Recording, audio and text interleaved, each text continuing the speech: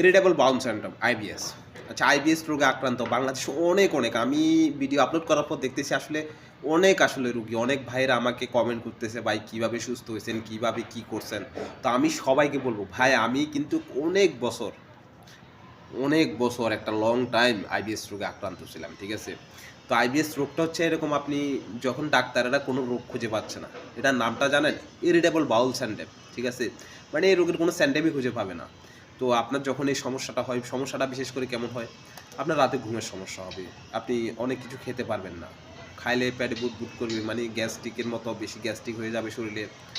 তো পায়খানার সমস্যা হবে, মানে অনেক ধরনের সমস্যা হয় যখন আপনার আলট্রাসোনোগ্রাফি হতে, আর তারপর আপনার অনেক কিছু করে ওরা, ঠিক আছে?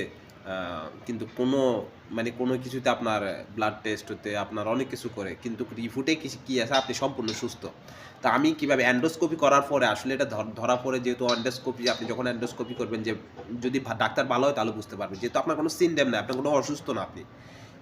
আইবিএস রোগ কোনো রোগ না আসলে এটা, ঠিক আছে? এটা হচ্ছে যে আমাদের একটা ফাংশনালি সমস্যা, যে আমাদের হজম প্রক্রিয়ার একটা ফাংশনালি সমস্যার কারণে এই আইবিএস রোগটা হয়, ঠিক আছে? এটা হচ্ছে যে আমাদের খাদ্য অভ্যাস কিংবা আমাদের যে দৈনন্দিন রুটিন আছে, ঠিক আছে, সেটা চেঞ্জ হওয়ার কারণে এই রোগটা হয়েছে, ঠিক আছে? আপনি ভাই ব্যায়াম করেন, খানাটা নিয়মিত সুস্থ খাবার খান, দুধ জাতীয় যত প্রোডাক্ট আছে সব অ্যাভয়েড করেন, বাইরের কোনো প্রোডাক্ট আপনি খাবেন না, যে প্রোডাক্ট মানুষে বানায়, তেল মানে যেগুলা যে ভোজ্য তেল দিয়ে বানানো হয়, সয়াবিন তেল কিংবা বিভিন্ন তেল দিয়ে যেগুলো বানানো হয়, বাইরের হোটেলের কোনো খাবার আপনি খাবেন না, ঠিক আছে?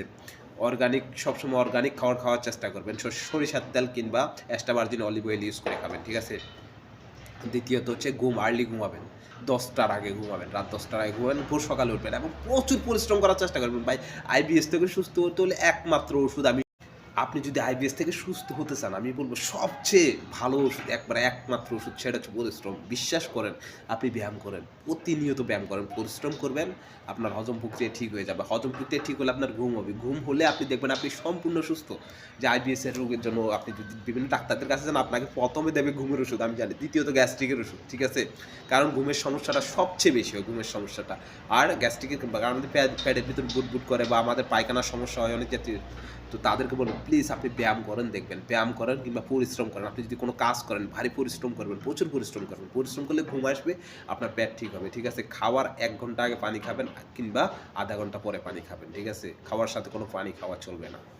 আপনি আপনার লাইফস্টাইল চেঞ্জ করেন, লাইফস্টাইল চেঞ্জ করলে আইবিএস কেন, আইবিএস এর চাইতে কোনো আরও বড় রোগ আপনার কাছে আসতে পারবে না, ঠিক আছে?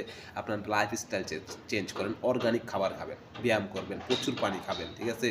পানি খাওয়ার কখনো খাওয়ার মধ্যে পানি খাবেন না, খাওয়ার আগে কিংবা পরে।